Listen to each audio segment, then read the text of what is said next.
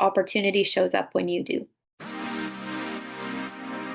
Welcome to Agency for Change, a podcast from KidGlov that brings you the stories of changemakers who are actively working to improve our communities. In every episode, we'll meet with people who are making a lasting impact in the places we call home.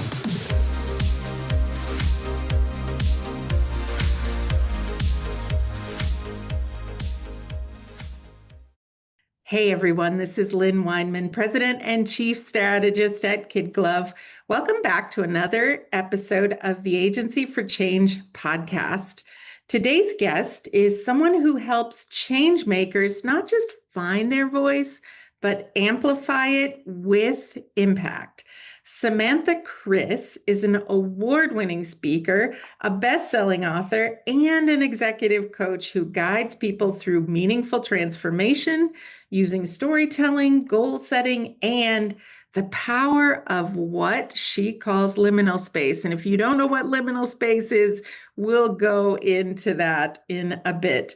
Whether you are navigating a reinvention, preparing for a big moment, or looking to elevate your message, this conversation is filled with practical wisdom and powerful inspiration. Let's dive in. Samantha, welcome to the podcast. Thank you so much for having me. I can't wait to talk to you. And I'm really excited to just get started with having you tell us more about your work, because you are a speaker, something that scares a lot of people. You're a coach, something a lot of people can't do. And you're the founder of your own business, Stride Solutions. Tell us about your work. Thank you. So my speaking career started probably about 10 or so years ago when I gave my TEDx talk. And I had no idea what I was doing. This was the first ever talk that I gave on stage as an adult. And so I give that little caveat because I did do some public speaking competition and got some stage time as a kid, but it was my first big stage and I fumbled. I forgot 6 minutes of my 12-minute talk. Oh my goodness, I can't believe it. Well, first of all, Samantha, that's a big stage to get started on, right? Like, let's not go for a small group, friends and families, colleagues. You're going straight to TEDx. That's right. That if anyone who knows me knows that that's kind of my style, is like go big or go home. And I was, just a small fish in a big pond, totally out of my depth. And like I said, forgot 6 whole minutes. And fortunately, what remained from that talk was a really raw, authentic version of me. And what I'd forgotten were all the parts that I had stuffed in to sound more credible, to give myself, more clout, really position myself as an expert. And I wasn't claiming the research to be my own, but I was relying on studies that I didn't quite understand, that I didn't know in and out. And ultimately, what was left was truly, the most authentic version of me at the time. And somehow that talk still ended up being the #1 TED Talk on goal setting and catapulted my speaking career. So I started coaching TEDx speakers the year after, and that's really where speaker coaching started to come into the fold. And I loved that. That stayed my side hustle for a number of years. And I was working mostly with startups and scale-ups in marketing communication role, and storytelling and speaking became very much part of what I was doing within these organizations and how I was supporting thought leaders on the side. And about 2 years ago, I decided to go full in. This became my sole focus. And now I'm working not only with TEDx speakers, but with a lot of impact-driven CEOs, athletes, and thought leaders who are recognizing the need to use their voice to amplify their impact. And that's what Stride Solutions does. Absolutely. I want to give a shout out, Samantha, because you have coached 2 of our previous Agency for Change guests, Kate Williams, who's the CEO of 1% for the Planet, and Miran Oka, the founder of Oka Aquatics, both amazing women, but also now very polished speakers. I've heard both of them speak, and knowing you just a little bit, I can see your coaching come out as they very authentically tell their stories. So I just want to give you that shout out from the beginning. Oh, thank you. I love them. They're wonderful and such great students too. I mean, these are 2 women who are so intent on developing, personally, professionally, bringing their best self to every opportunity. And they've taken these stages to truly, turn these speaking opportunities into global opportunities, which is really what it's all about. I believe that. Actually, as you mentioned that, Samantha, there also are top two downloaded episodes of the Agency for Look Change at that. podcast, numbers in the thousands. So, Oh, so all of that work is paying off for all of us. And amazing. I feel like I'm just honored to be in the orbit of the three of you and the work that you're doing. You have mentioned one of the things that's on my bucket list, which is a TED Talk. And you mentioned that very popular TED Talk that you did. I'd love to hear more about that, really authentic goal setting methodology that you shared, because obviously been a big hit for TED listeners. Absolutely. Yeah, thank you. So, TED is a pretty unique platform in that you don't have to be a great speaker. You just need to have a great idea. Now, of course, the more polished you are, or the better you're able to convey your ideas and connect with your audience, the better the talk will perform, the more of an impact you can have. But ultimately, what they're looking for are either new ideas or fresh perspectives on outdated ideas. And the idea that I brought to the TEDx platform was this new way of goal setting because the only way that I had really been taught and knew was the SMART goal method. And I would say that one is probably the most popular and mainstream. And I think there's a time and place for SMART goals. I have used them in work settings. I have used them for actually, a number of goals. But what I've Yeah. also found is that we can set this goal. It can be specific, measurable, actionable, results oriented, and time bound, and still sit on a shelf and collect dust. That breaks my heart when that I happens, by the know. way, right? Like all the work that goes into goal setting and planning, and then on the shelf, or now even more recently, just sitting in your computer files somewhere to be opened later with a bit of remorse and regret. Exactly. And so, what I found when I was looking at the goals that I had either wanted to set or had set and didn't achieve, I started to look at what the common denominators were in terms of, where am I falling short here? Where am I lacking motivation to really make this a reality? And it came down to one critical component, which I felt the SMART methodology lost or lacked, which is it was not rooted in emotion. I had no emotional Mm, connection to this goal.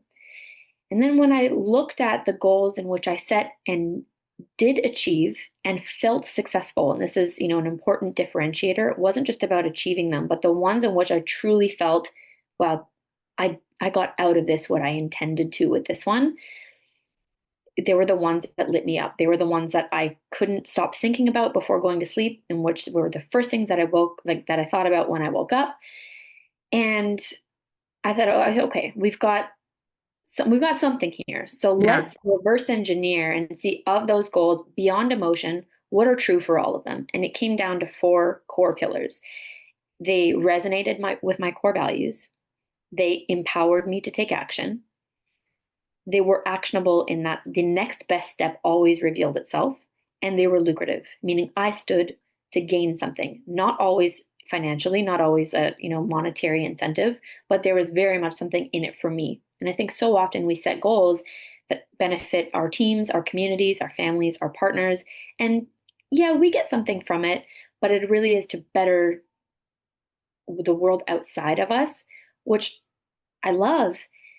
And, a little bit of a cliche, we've got to fill our cups first. And Yeah. so when I thought about the goals in which I stood to gain something first and foremost, it became very clear how that could create, to quote Miran Oka, a ripple of impact in the world.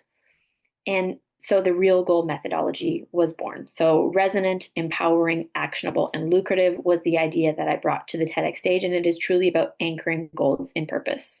What a cool idea. So, Samantha, I am used to being in marketing and branding. I'm used to talking about creating an emotional brand or an emotional marketing appeal. And I am well versed in the idea of building oxytocin, which moves people to trust and action.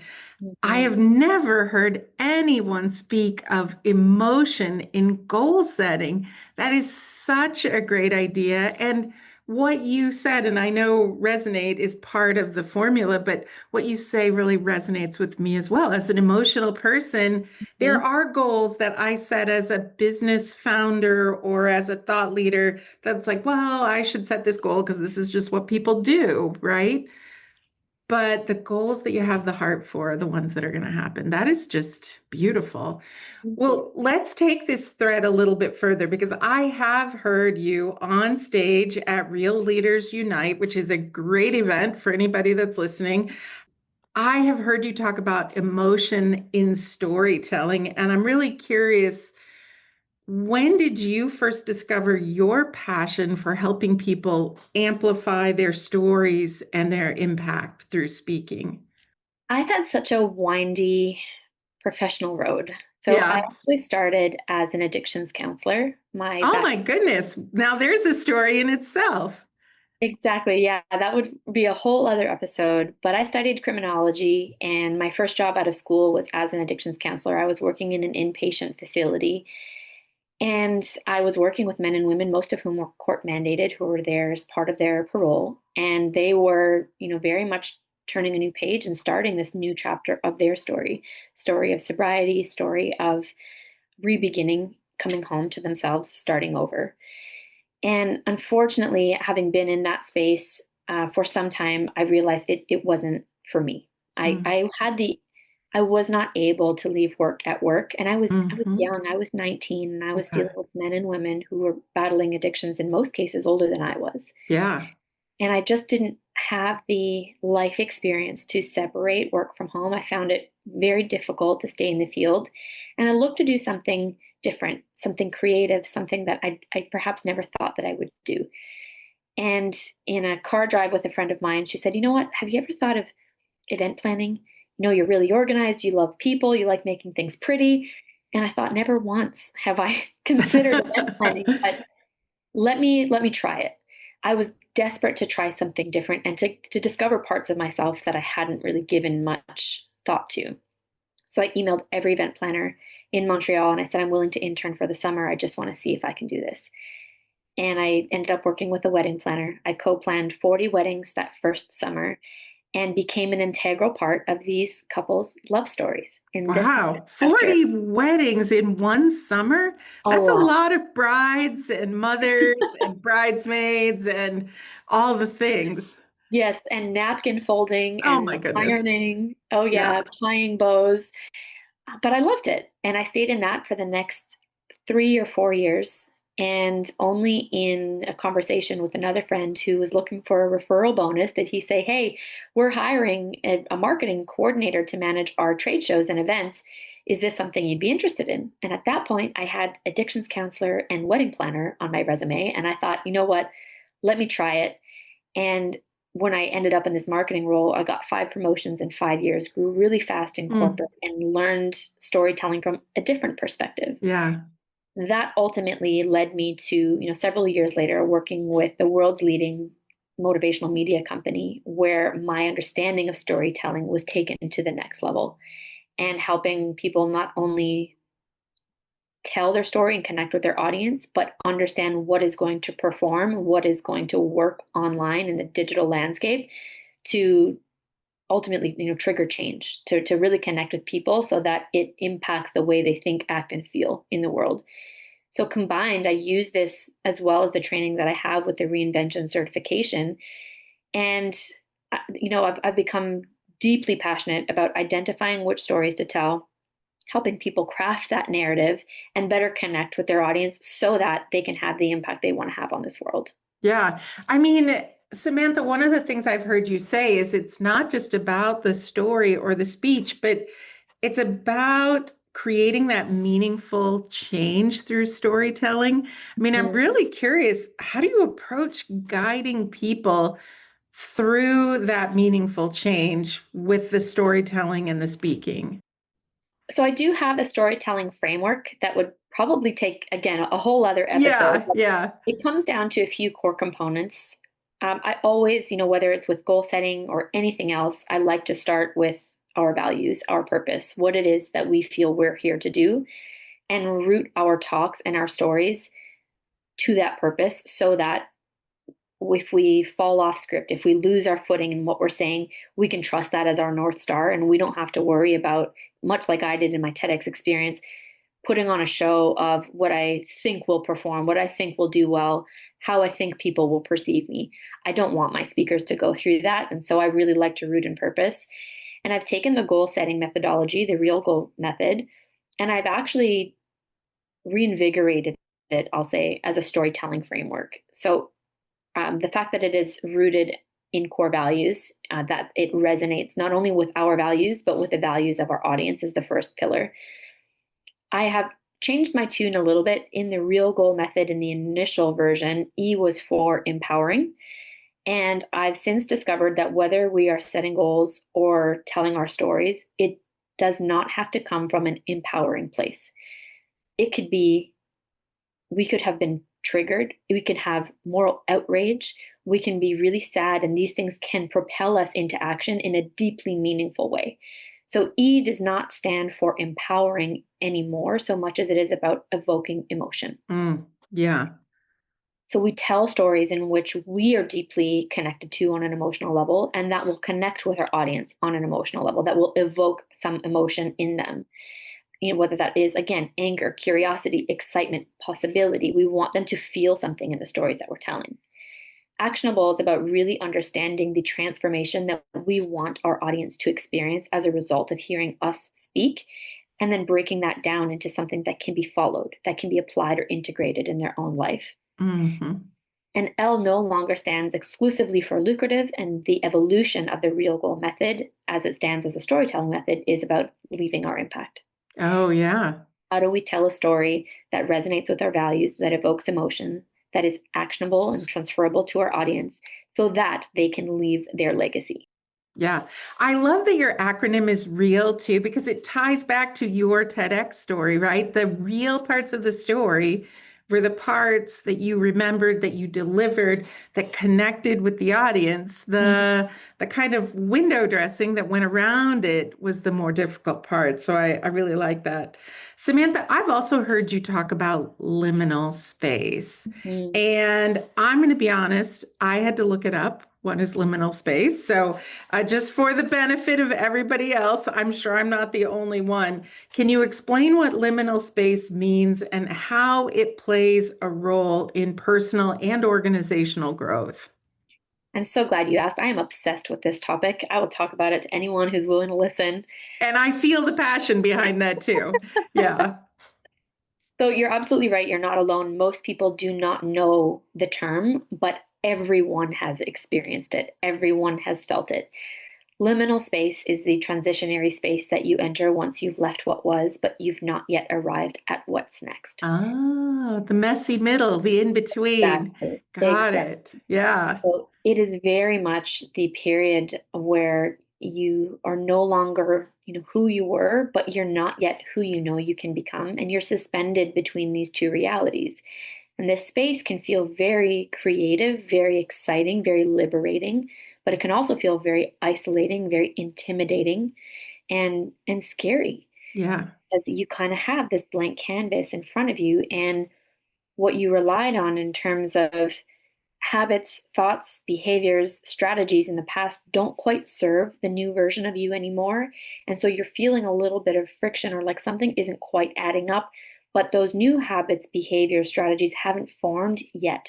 So it feels like there's a lot of trial and error, and as though you've kind of had the carpet ripped out from under you, and you're looking for something to hold on to, and you're just kind of floating in space. Mm. And where I think this is particularly important for leaders is that we are moving in a very fast-paced world. Change is happening at an unprecedented rate. So And fast. Yes. we don't particularly take into account the very human side of change, where behind every big decision, every pivot, shift in direction, are people looking for something to hold on to. Hang on a second. We just got used to these habits and ways of thinking and strategies, and now you're asking me to go over here. And so where I really like to bring awareness is humanizing those human implications of change, and helping leaders recognize that your people are potentially feeling really disoriented just as you are. And if we can have a shared language and understanding of this space, we can embark on these changes feeling much more united, not necessarily always knowing how it's going to end up, but with the confidence that we're at least all rowing in the same direction. Yeah. Yeah. That's great. I love the way that you explain that. So, Samantha, as you talk through the coaching and all of the different leaders you've worked with, including our friends that we mentioned here, is there a standout story from your speaking or coaching that really highlights the impact of the work that you do? Oh, that's a tough one. That also could probably be another episode. We could just keep booking sequels to this one. In what way? Can you give me a little more direction? Yeah, I think for me, Samantha, I appreciate that. For me, I always like to hear about the work that people are doing and then hear a story that gives us an example of how the work is going. So an example might be even working with Mirren or Kate and seeing kind of them evolve and change, or maybe even a speaking engagement or a connection that you have for yourself. Sure. Okay, I've got one that comes to mind. And I think this is really great for leaders. I say that as business leaders, thought leaders who are listening. Oftentimes, I am approached by executives who have a very clear understanding of the message that they want to give, but there is a slight disconnect between that vision, that big picture, and the feeling that they want people to get as a result of hearing them and what is actually happening on the ground. Yeah.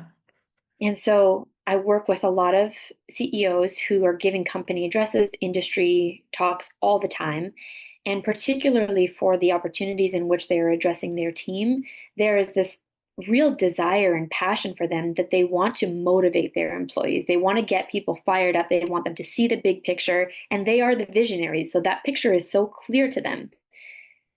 But it's been a while since they've been on the front lines or on the ground and doing, the work that connects, that is the connective tissue between the day-to-day operations and that vision.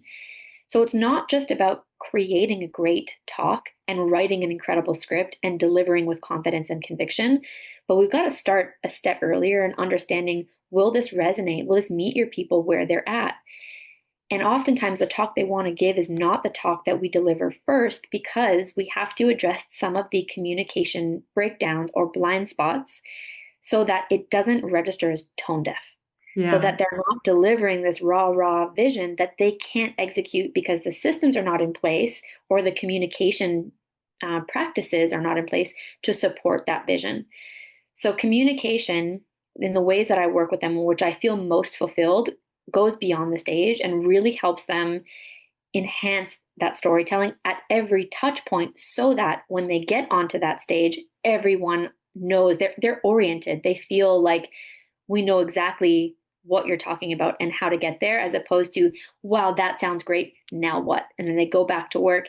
Because what happens is when that disconnect is there, trust starts to erode Hmm. in the vision of leadership, in the capabilities of the team. And so I'm most excited about the work that starts before the stage so that we're able to make these stories truly connect with the people who are absorbing them, and that they feel, again, we invoke this emotion and we carry that through to the action.